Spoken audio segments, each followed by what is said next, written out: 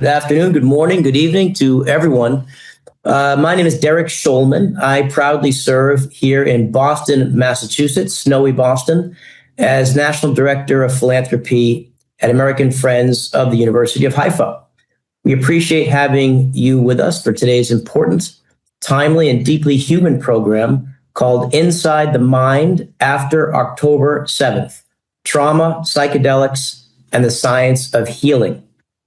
While trauma and recovery have become central national themes over the last 2 years, this program offers something distinct, an inside look at how psychedelics and altered states of consciousness are helping researchers to understand and potentially heal the psychological wounds of October 7th.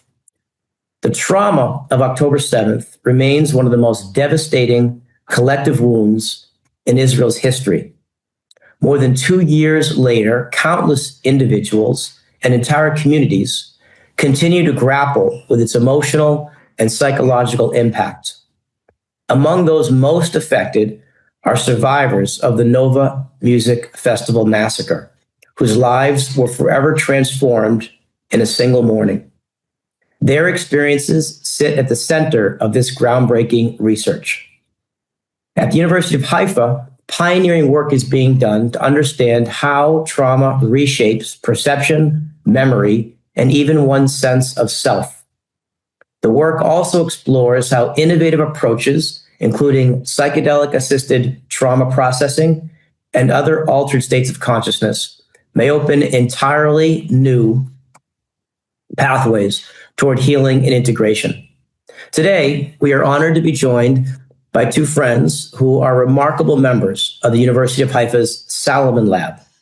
Professor Roy Salomon, a leading expert in cognitive neuroscience and the study of consciousness, and Ophir Netzer, a doctoral researcher whose work focuses on trauma among Nova survivors and the role of altered states of consciousness, including psychedelic-assisted processes and trauma integration. Ophir was recently honored at President Herzog's residence as one of Israel's most promising young researchers for her groundbreaking work on trauma and psychedelic-assisted healing. Together, these two colleagues of mine will offer scientific insight and human perspective from the cutting edge of trauma research, bringing us into a conversation that few institutions are equipped or willing to lead. We are now about to learn how cutting-edge neuroscience, consciousness research, and innovative therapeutic modalities can deepen our understanding of trauma after October 7th and illuminate new pathways to resilience. As we reflect on trauma, healing, and resilience at the individual level, it's important to recognize that these challenges are not isolated. They ripple outward into families, neighborhoods, and entire regions. And this is exactly where the University of Haifa plays such a uniquely important role. If you feel moved by today's program, we invite you to support this vital work, both the groundbreaking research happening in the Salomon Lab and the university's mission to rebuild Northern Israel through Home Again. You can learn more about this at AFUH, that's AFUH.org/home again. Your partnership directly strengthens lives, communities, and Israel's future. Finally, a housekeeping note. We'll leave about 15 minutes at the end of this hour-long conversation for any questions you wish to surface. Please simply submit your questions at any time through the Q&A chat box here on Zoom, and I will name as many of them as I can at the end of the program. With that, thank you, and let's begin. Professor Salomon, I'd like to start with you. It was a pleasure and a privilege for me personally to be with you in New York City when you presented on your exciting research at the United Nations. Please now, if you would, share with us, how have the events of October 7th impacted your scientific work? Okay, first of all, thank you, Derek, for this kind introduction. Wow, I've been thinking about this question, and I think that there are very few domains in which the October 7th have not changed my life. First of all, at the personal level, the scientific journey started out with healing. So it started out with the work of Safeheart, an NGO that myself and a few other friends co-formed on the 7th, with the purpose of helping the people who were at the parties, mainly due to the understanding that we had that these people experienced a very unusual type of trauma, which is trauma under the influence of mind-altering substances. So we know a lot about trauma. There's lots of trauma. The world is fraught with trauma, unfortunately. And we know quite a lot about this. But there has never been an event in which people have experienced such extreme trauma while using mind-altering substances. And that, from the onset, was something, and till today, was something that's a bit of a mystery. And this is not just a scientific mystery, kind of a question out there. This is something that we need to know and understand in order to help these people. So just to give people a bit of the scope, the Nova Festival and the other parties in Gaza had around 4,400 attendees. Around 400 were murdered. And we have about 4,000 survivors that went through these processes really in very special states of consciousness. So there's a huge population that we have to serve here. So once we set up the NGO, very rapidly after a month or so, we understood this knowledge gap needed addressing. We had to find out what is going to be happening with people who experience trauma and not in their normal state of mind. And first of all, we had to understand what's happening with these people right now, what kind of substances they used. And this indeed kind of was a pivot moment for my lab. At this point, I said, we work on the sense of self and on consciousness. These are typically things we're interested in. As we work on self and consciousness, psychedelics were always something we were interested in because hallucinations and changes of self are a very prominent feature of psychedelic substances. And it was very clear to me that we have to use the capabilities of the lab and the University of Haifa to help these people, not only through the clinical route, but also through proper scientific research and evidence-based research to understand what's laying around the corner for them. So, we recently looked into kind of backtrack to see when we started this, and it was, I think, in the 19th of October that Ophir and I called Ophir. Ophir was a PhD student on another project completely orthogonal to this, working on the sense of self. And I said, listen, Ophir, we're going to be doing this. We have to go. And she jumped right into it, along with another colleague, Professor Roy Mon, who's actually an expert on trauma. Because 2 years ago, I was not an expert on trauma. I was an expert on schizophrenia. But that's changed. That's one of those changes that happened last 2 years.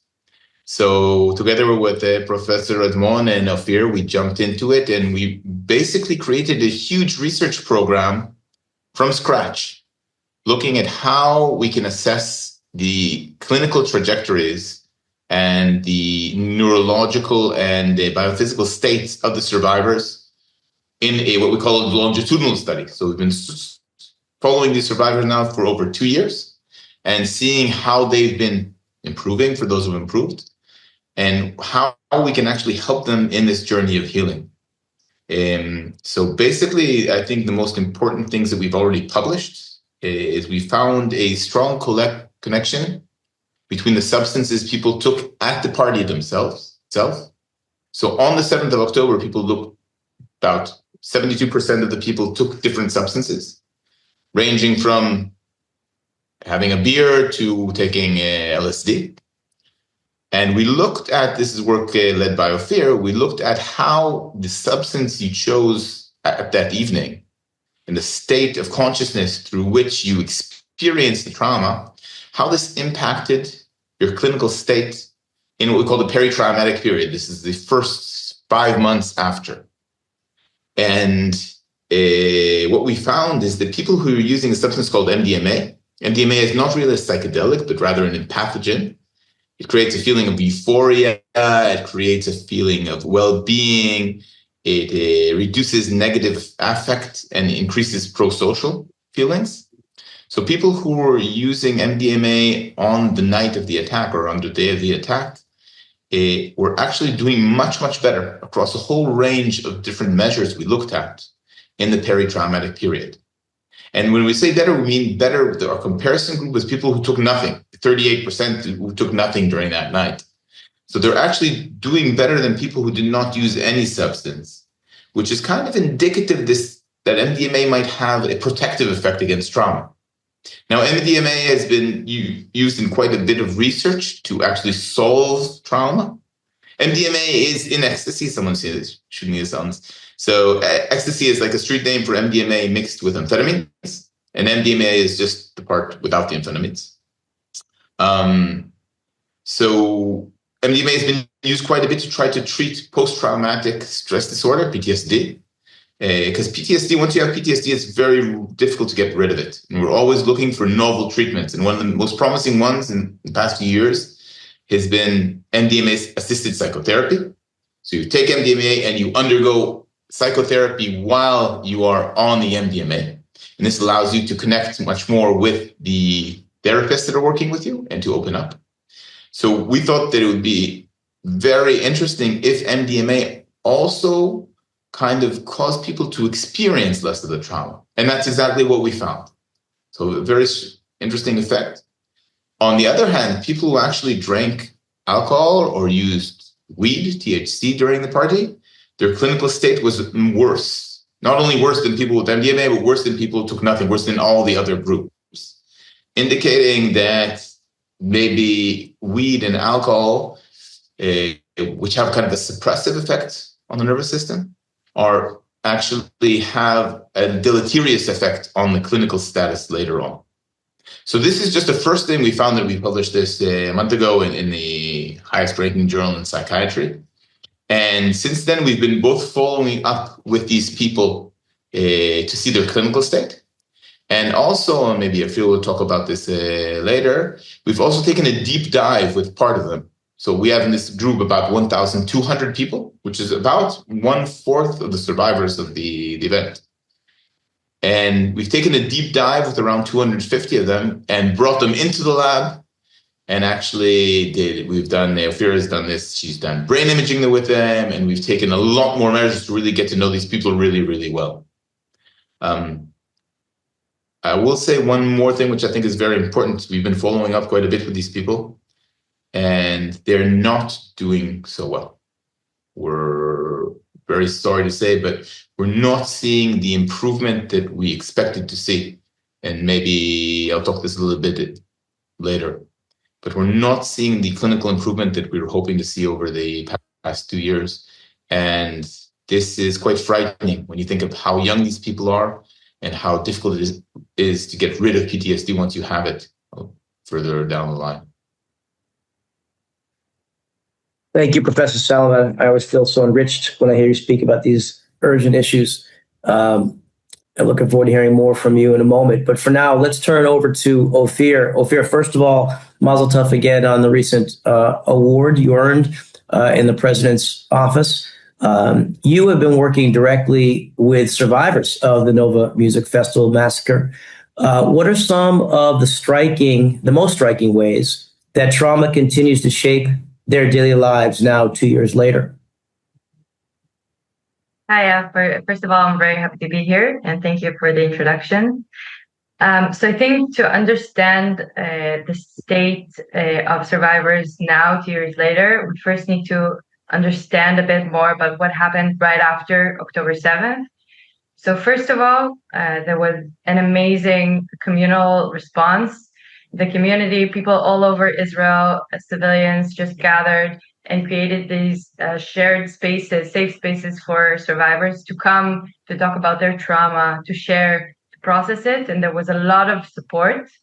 And also there was, as Roy mentioned, the NGO Safe Heart was founded on that day and provided this first emergency psychological aid for survivors.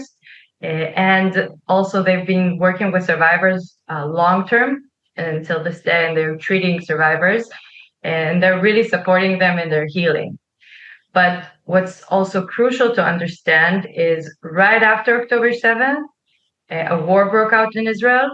So this, in the entirety of the past 2 years, there was a war, and it didn't really allow survivors to properly process their trauma in a safe space There have been missile attacks. There have been people, hostages in Gaza from the party. And this really was an obstacle for them to try their true healing process. And we've been seeing that also in our data. As Roy said, we first collected these clinical measures to evaluate the symptoms, the post-traumatic symptoms of survivors right after the attack. And we've seen very high levels of symptoms across all survivors. There have been some differences between groups in terms of people under different substances that experienced the attack under different substances had different levels of symptoms, but overall, they had very high levels of symptoms in the first few months. And unfortunately, we've been seeing this consistently in the past 2 years. We returned to these people and we requested that they will fill out these questionnaires or these assessments at the 1 year mark and at the 2 year mark. And we've been seeing, maybe Roy will talk about it a bit more later, but at the 1 year mark, there are more than 70% of survivors participating in our study that are above the clinical cutoff for PTSD. Now, this is not an official diagnosis. Okay, they're filling out clinical assessments, but this is not an official diagnosis of PTSD from a psychiatrist. Still, it's a very high level of symptoms, and it clearly reflects that these survivors are still suffering, and there are functional impairments that they're suffering from. And we've been seeing this consistently also in our third time point 2 years later. I do have to say that we've been, our third time point was right before the ceasefire began. So there's now a ceasefire since October, and most of the hostages have returned to Israel, and this might be a new era, a new time for them to truly be able to heal.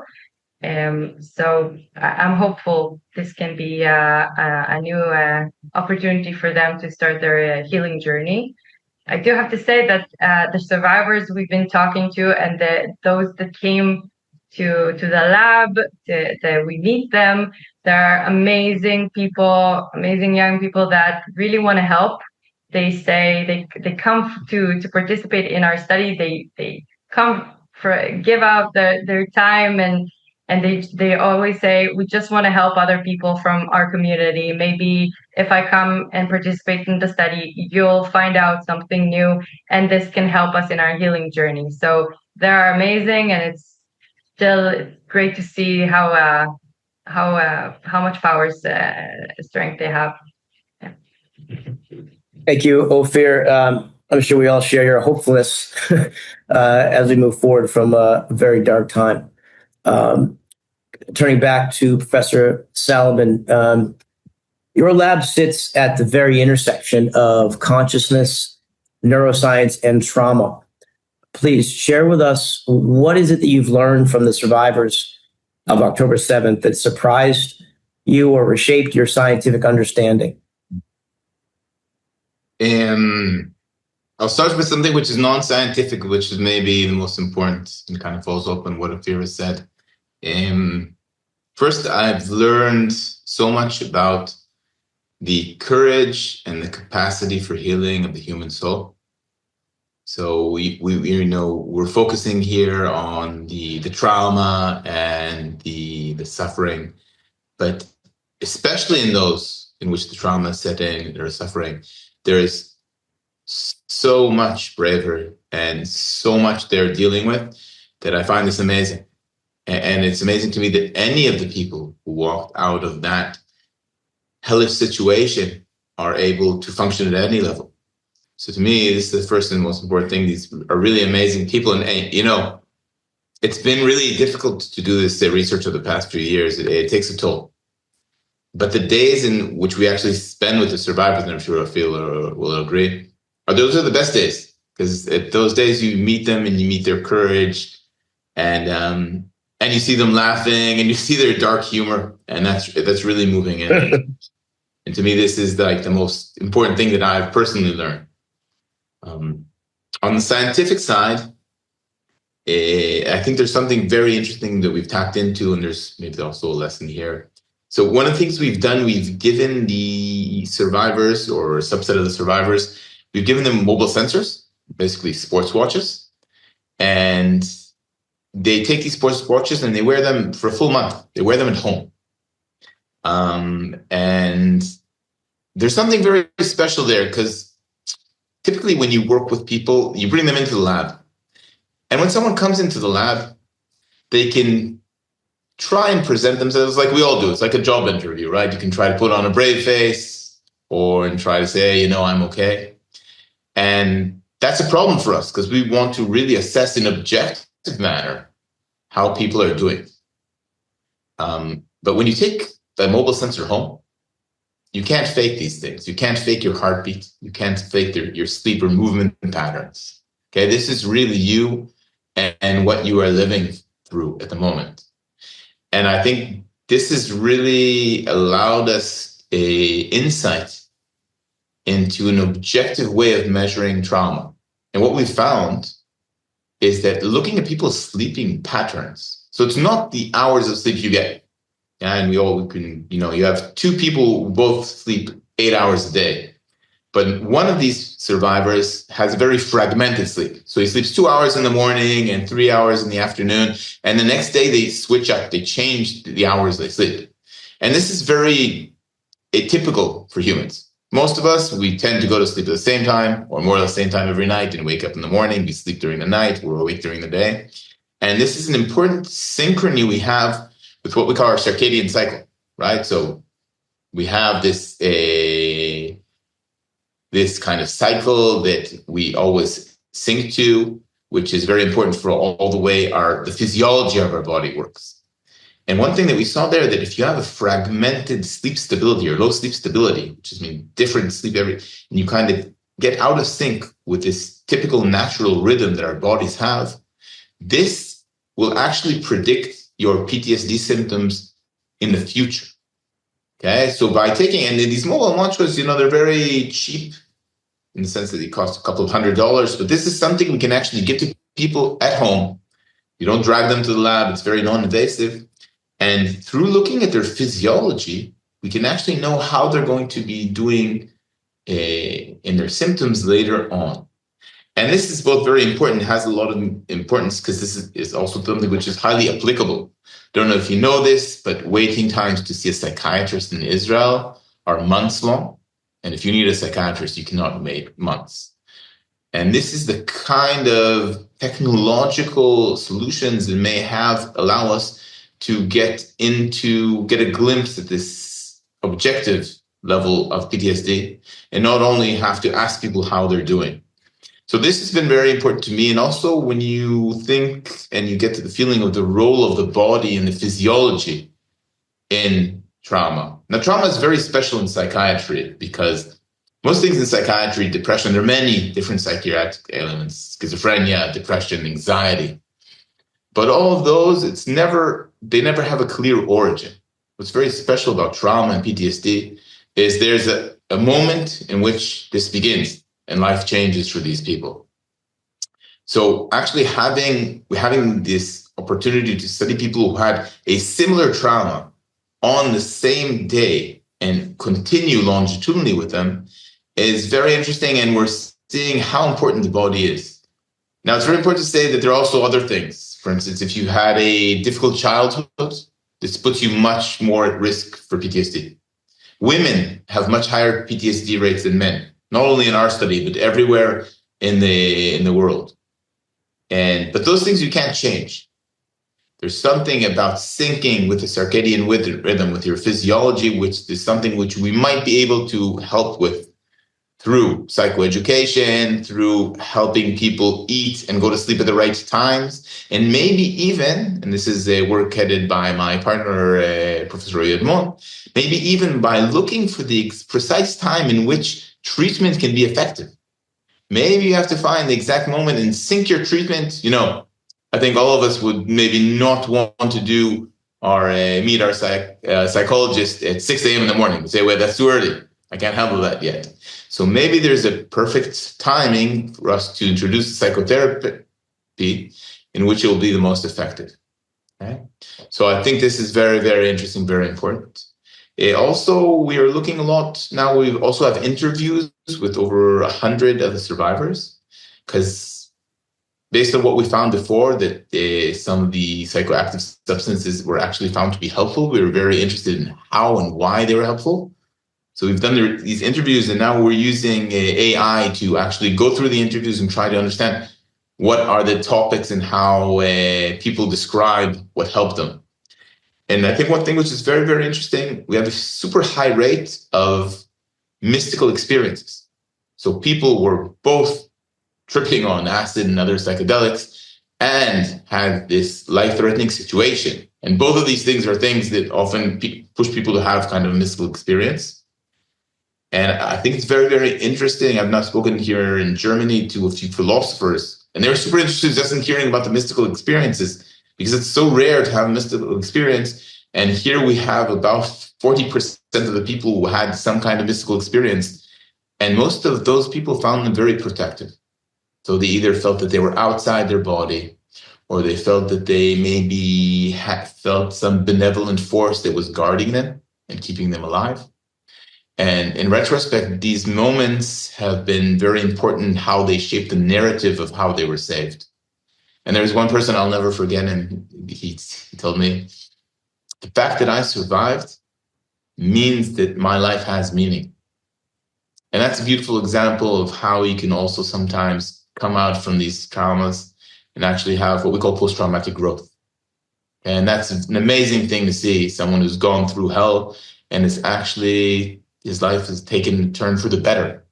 And I think that both personally and scientifically, that's something we should all be looking into, because, life is hard, and we should always look for ways to take that difficulty and try to make our lives and lives around us better.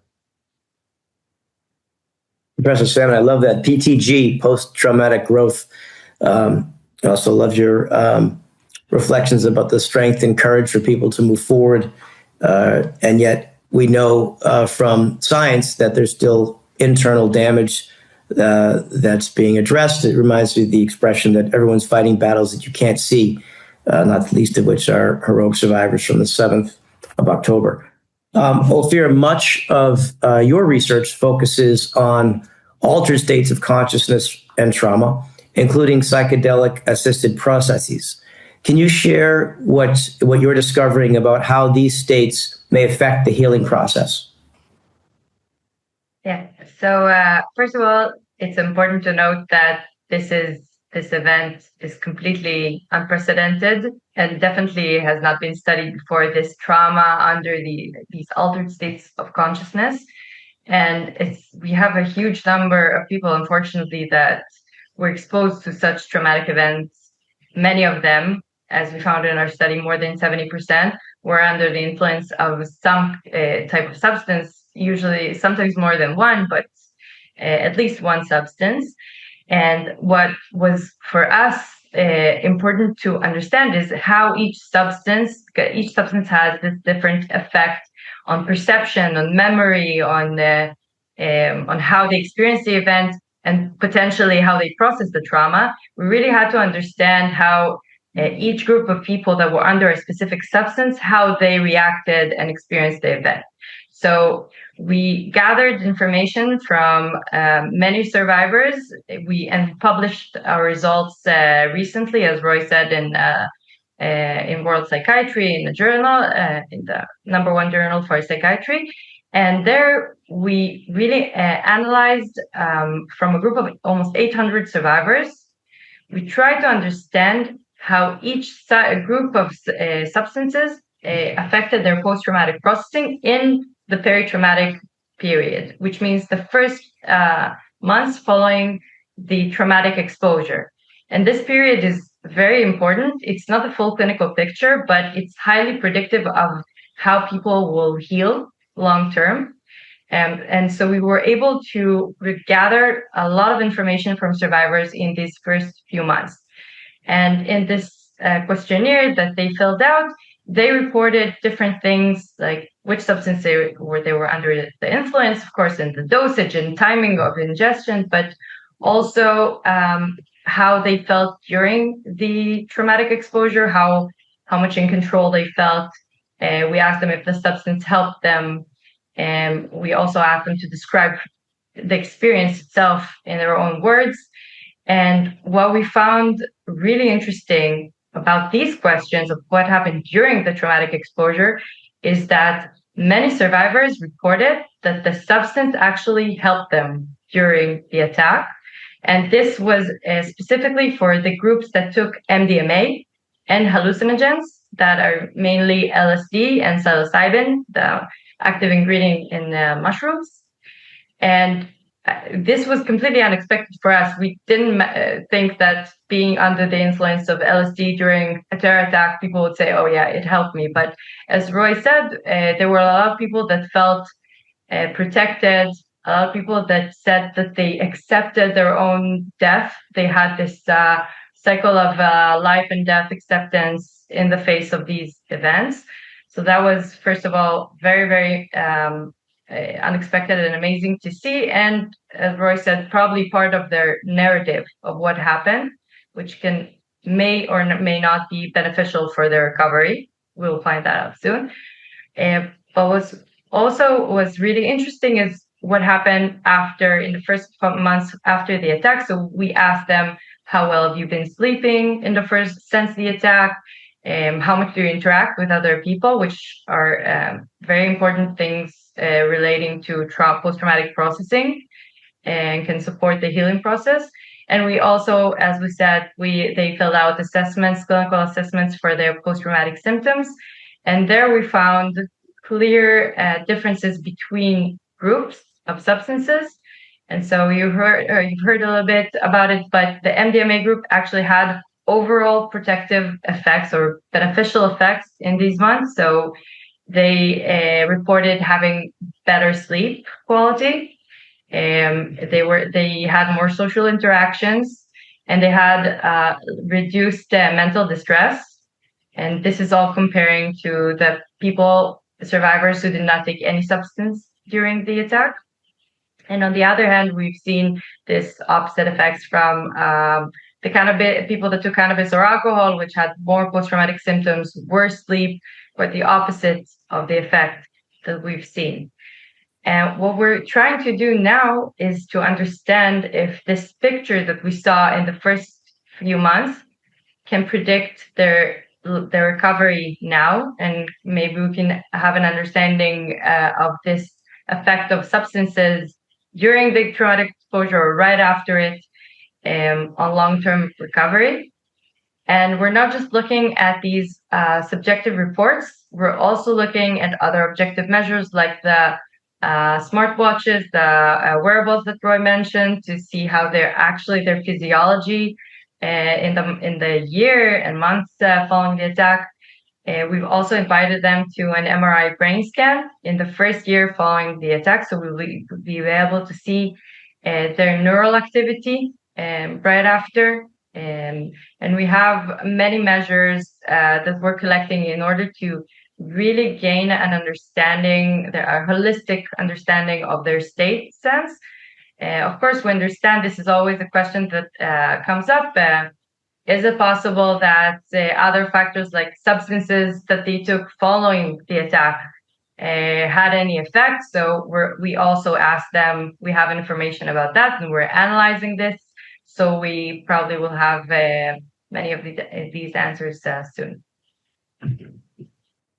Ophir, thank you. You have inspired a lot of questions. They're starting to come in from many of our guests, of the participants. And as a reminder for those that heard it before, and so that all of you know, we will be getting to questions in about 10 minutes. And for those that don't get your question asked, it's not because in any way, shape, or form we don't want to address them, but we will make sure that Professor Salomon and Ophir are available to you to answer questions we don't get in the course of this hour at another time at your mutual convenience.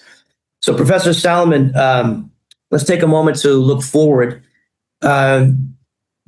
In the future, how might the research being done at the Salomon Lab at the University of Haifa, how might it guide new therapeutic approaches for trauma survivors in Israel and also elsewhere around the world?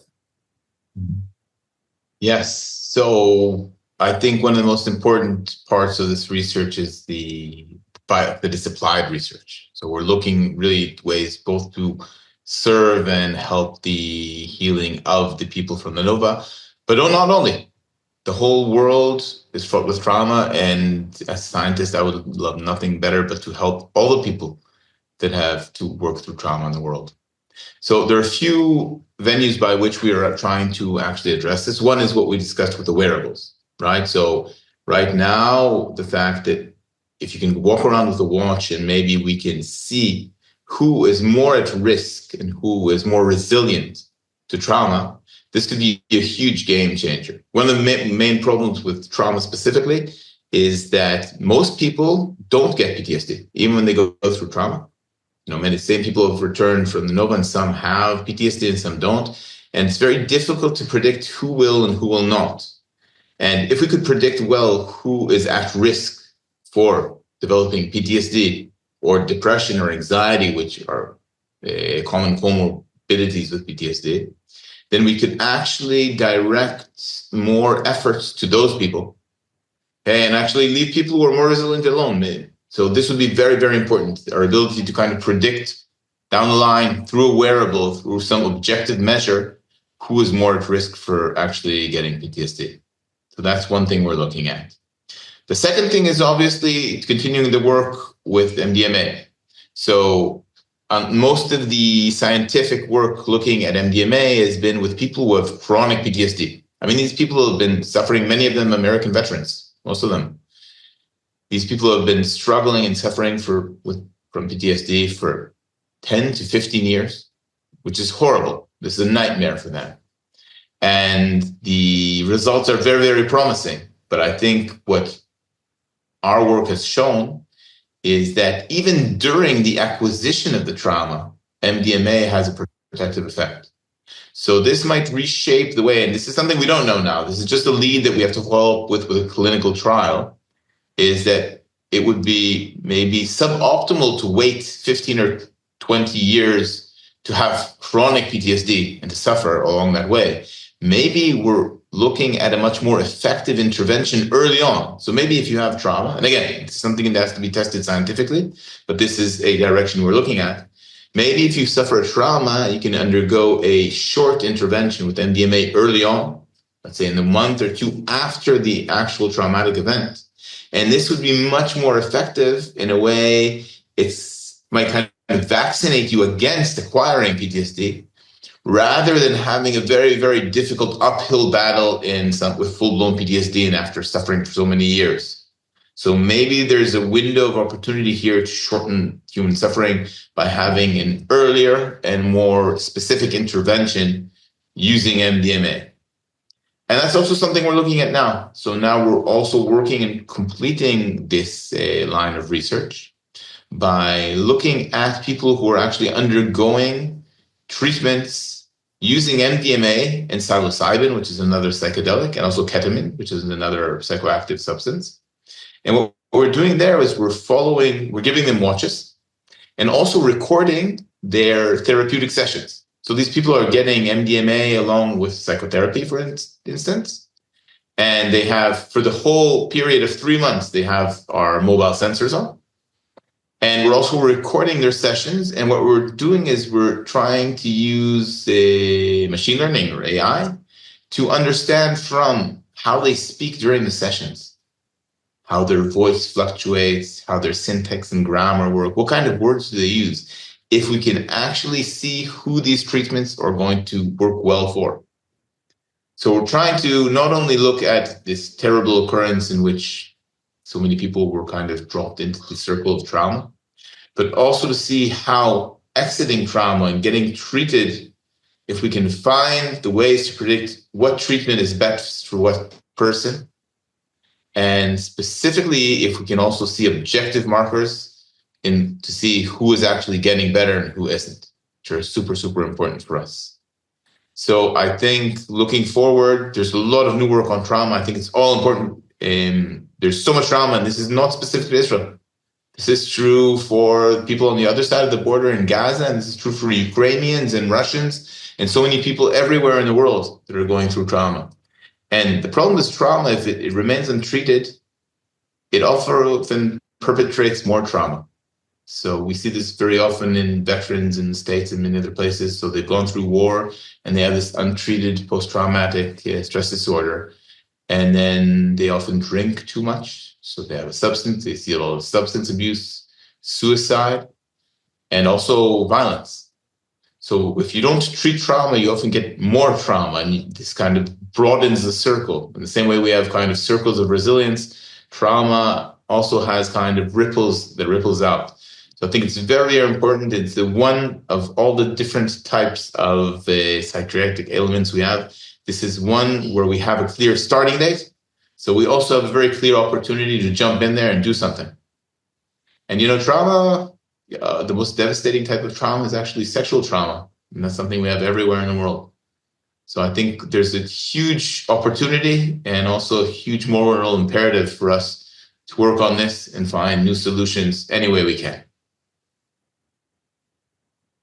Thank you, Professor Salomon. I'm thinking of the cross-cultural learnings and how the experience of a relatively small but still large group of people in Israel, what we've learning from and with them can be applied to helping people all over the globe. And also thinking of the intense and harrowing experiences of those who were victims of sexual deprivation and how they must be coping with those haunting experiences. We are coming toward the end of our program, Ophir, for a final question. Let me ask you something on a more personal level. As a doctoral student, what does it mean to you to be conducting this kind of research at such a tender moment in Israel's history? Yes, I'll give a personal answer. So it has been very emotional and very challenging, but I also feel like it's exactly where I need to be. So on October 7th, right beforehand, I had this previous research for my PhD. I had a completely different project, and when the war started, I made the decision of letting go, putting all the former my former projects behind, given it's to other people in the lab, and focus on this project with survivors.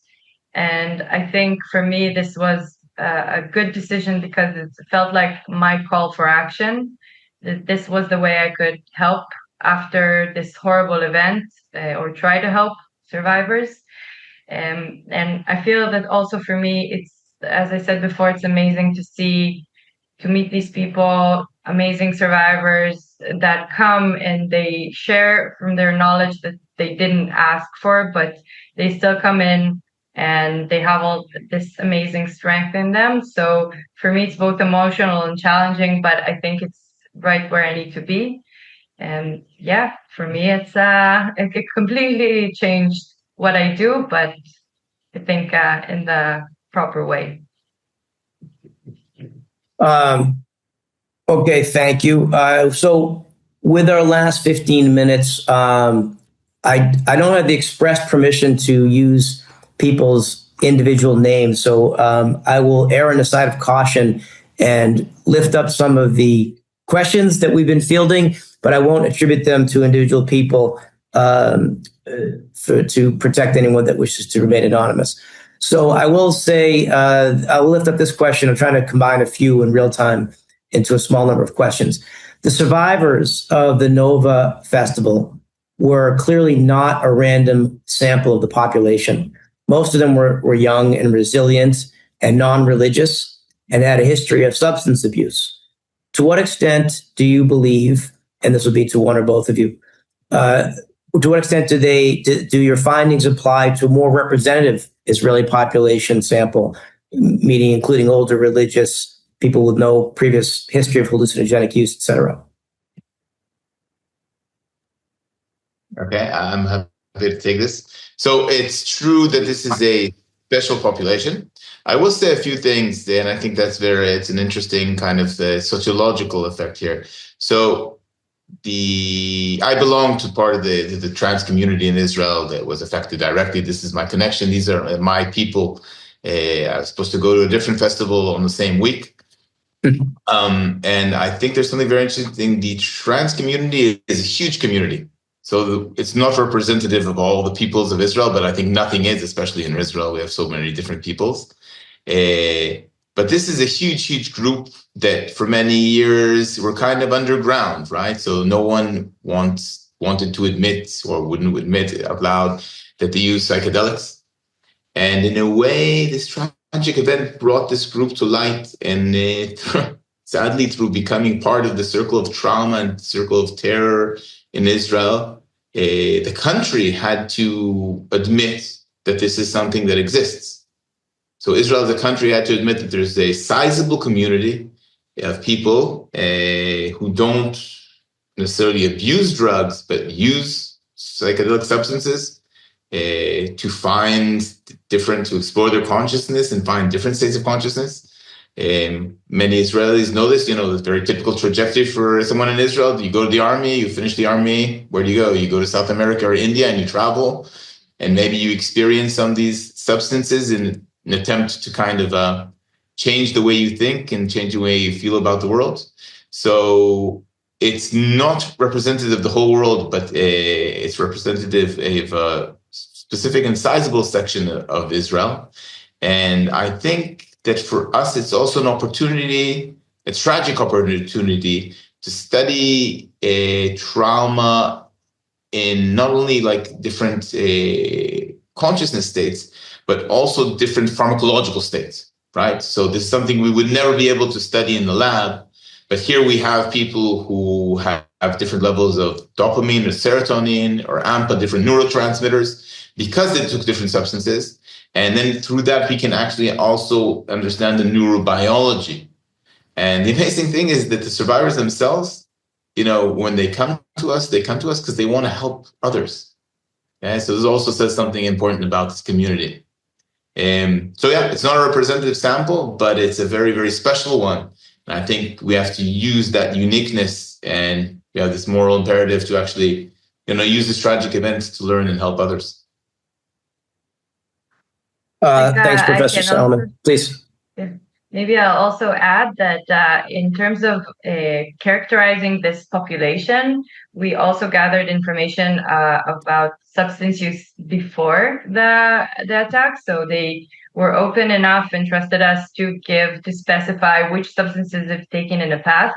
So we have this diverse group of people, actually. We have those that used all types of substances before, but we have those that reported only drinking alcohol, including at the party and also before. We have those that took only legal substances, cannabis, alcohol, and yeah, so we have this diverse group. It may not be completely representative, but it's not a uniform group that we can say something about, at least in terms of substances. And of course, I believe in other terms, it's not like this one specific group of people that we see. Thank you both for your feedback.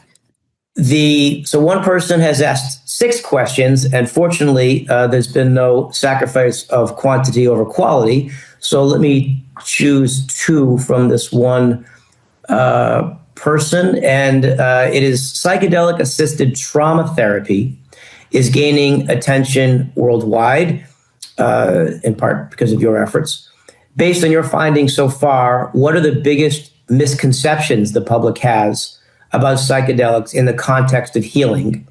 And if there's one thing you wish that policymakers would understand about trauma and healing after October 7th, what would that one thing be? Go ahead, Ophir. Yeah, I'll just say about our research and our results, and maybe Roy can say more about the therapy, that it's very important to remember that this is what we investigate, and our conclusions are from this horrible natural experiment. So this is not a controlled lab experiment.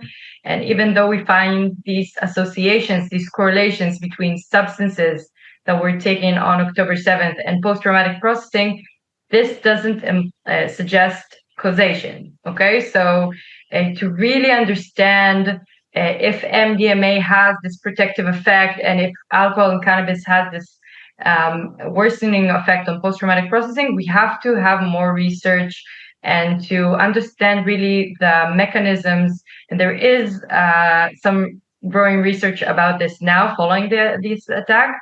But it's really important not to draw these conclusions that MDMA can cause this and I should take it, or vice versa. So we just need to be careful with that. Yeah. Thanks, Ophir. I want to follow up on that important kind of word of caution. So, first of all, it's very important for us. We have no skin in the game, right? So the only thing we care about is healing trauma, in the sense that, to me, I think that there is a lot of potential in psychedelics. However, these are things that have to be tested scientifically. I'm a scientist, and I would, I think it is most important that we get proper clinical evidence to see if things. But if there's one thing we need to tell policymakers, is that we have to open the doors and allow this to be studied properly. Okay, we have to have the opportunity to test these. The situation in treating trauma is so dire that we have to have a proper opportunity and easy access to be able to test these things. Okay, so I don't believe in magic bullets. I don't believe any psychedelic substance will be a magic solution to all our elements. It just doesn't work like that. But given the situation now, it is almost immoral not to allow these studies. Okay, and I think a lot of the things that people often worry about, addiction. So there's, about 20 million people in the world take MDMA every weekend. Okay, so it's true that these are not controlled studies, but we know a lot about both the safety and the effects of MDMA. So I think it's critical that policymakers allow us to do these studies and be able to test and see how we can help people and what's helpful, and also what's not helpful. That's also very, very important. Thank you. It looks like we have several questions that fall into these two categories. So in the interest of time, I'll lift them up simultaneously and invite you to weigh in on one end or the other. The first are questions along the lines of, to what extent does religion or spirituality play a role in the trauma healing process that you have studied? And the second is, and this comes from several people, how do you differentiate between trauma-related altered states of consciousness that arise naturally, such as the disassociation or out-of-body experiences, and those that are induced through therapeutic use of substances in controlled research settings?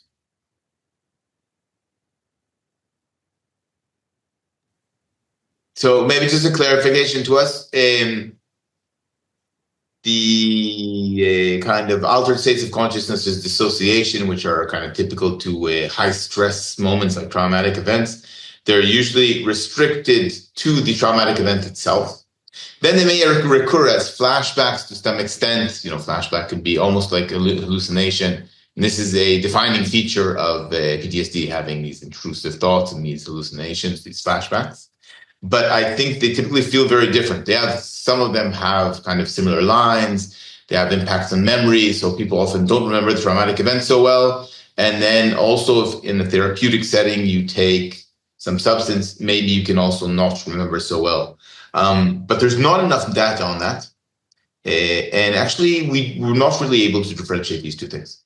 People experience what they experience. It's very difficult. If someone is in a traumatic event and he's also on LSD, there's no way for us to know what's coming from where. And I also think that's not the right way to go about it. These are two effects that are happening at the same time, and we have to admit that we don't know.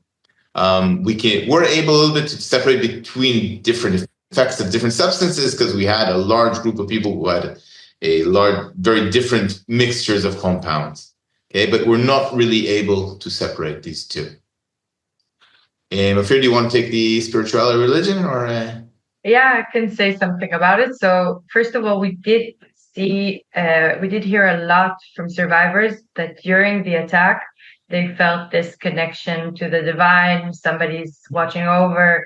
And some of them have been connecting more with religion after the attack. It's not uncommon after traumatic exposure.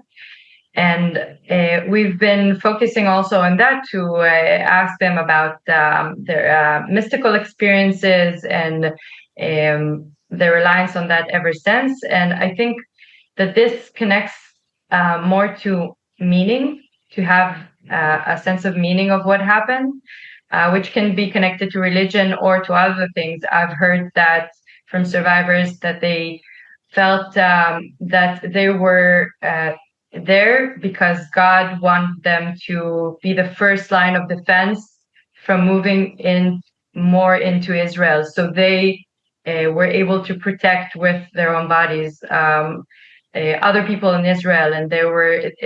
This was from their divine intervention or for other people. So this is their sense of meaning of what happened to them. I'm not sure it's only restricted to religion, but yeah, maybe if you want to say more about it. Yeah, so on the same lines, really, we've seen people, there's something about believing in something which is very important and strengthening in going through something as difficult as this. So we've seen different people, each with their own beliefs, going, some have turned to religion, some have really turned to very kind of spiritual places. Some of them have turned into the strength of the community, which has been huge impact on the way they've recovered. But it's very important to try to find meaning in all this, and then we know how important meaning is and how difficult it is to find meaning when things are not going as you thought they'd go.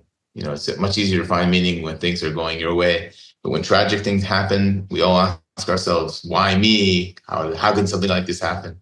And then I think people who find some kind of meaning in some kind of narrative in this can be a solace to them.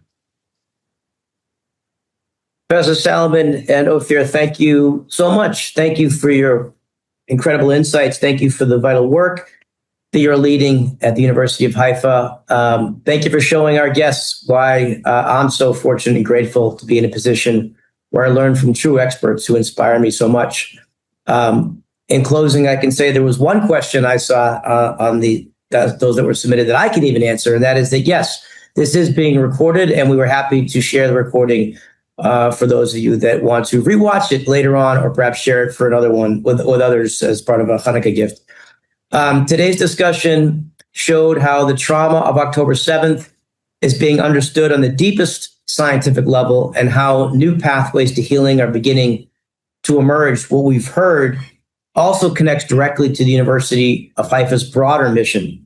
The breakthroughs happening in the Salomon Lab inform and are reinforced by the university's Home Again campaign, which is helping families and communities across northern Israel to rebuild their strength, their stability, and their resilience. If today's program resonated with you, we invite you to support this important work, both the cutting-edge trauma research and the rebuilding of Israel's North. Please visit AFUH.org/homeagain, AFUH.org/homeagain. Thank you for joining us. Thank you for your partnership. We look forward to seeing you at our next AFUH program.